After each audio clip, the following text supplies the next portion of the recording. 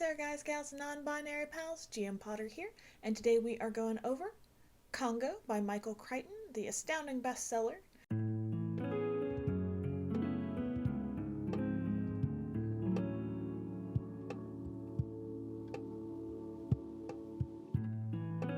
This is an older book. I haven't read it before reading it today, or not today, but this week. Let me get my notes here. Um, Michael Crichton, I don't know if you're familiar with the author, but Michael Crichton has written a lot of books. He wrote Jurassic Park, he wrote The 13th Warrior, he wrote Congo, he wrote Sphere, he wrote The Andromeda Strain. On the cover of this book it says author of Rising Sun. Like, a lot of really well-loved movies. Timeline, for instance, are Michael Crichton adaptations. And I decided to read this one, and I don't know. I watched the movie when it came out in the theaters with my family. The movie came out in 1995. The book came out in 1980. So 15 years between the book and the movie. I was 6 years old when the movie came out, and it was a PG-13 movie, and it gave me nightmares, particularly the hippopotamus scene. If you know, you know. The book itself, I just kind of found boring. Okay, so not to get into any spoilers, but the first half of the book is set up for the penultimate quarter. Like, the first half is set up for the next quarter of the book, and it's all sorts of things that I love. It's geopolitical issues, and it's talking about expeditions, and it should be really great. It should be amazing. But it's not. It's just boring. It's just dull. It felt like I was reading a political geography textbook, and an old and out-of-date one at that. It wasn't good, and the middle third was exciting, it was thrilling, it was fast-paced, it was interesting, and then the middle quarter, and then the last quarter was boring again. It was just wrap-up. So, 3/4 of this book are set-up or wrap-up, and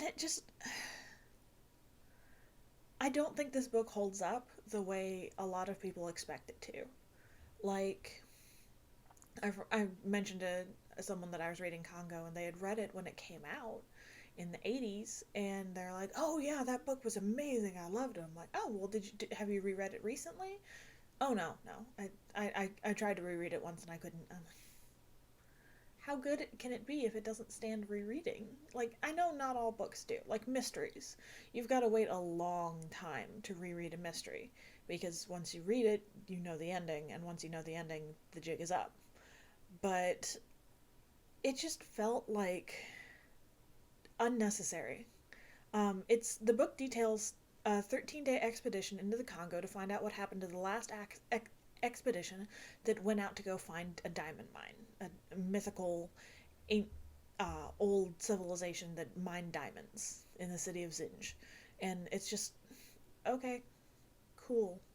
And there's these gorillas that are not gorillas, and they're super intelligent, and they are really aggressive in a way that regular gorillas aren't, and they're different colors, and not different colors, but they're not regular gorilla colored. And we have a talking gorilla, and it had so much promise. It had so much promise, and it didn't hold up for me.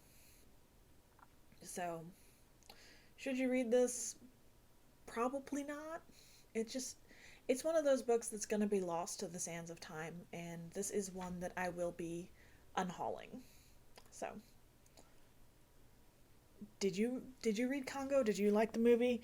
Did the hippopotamus scene give you nightmares too? Because I know people who saw the movie, and granted they all saw it older than me, but they saw the movie and they're like, no, the hippopotamus scene was fine. I'm like, well, terrified me as a child, because my only experience with hippopotamuses was the ones at the zoo that just kind of sit there, and Disney's Fantasia, where they just dance around and are cute. Oh, and being called a hippo because I'm a bigger person. But other than that, that was my only experience with hippopotamuses. And yeah, so let me know in the comments down below. Don't forget to like, share, and subscribe, and I'll see you in the next one. Bye.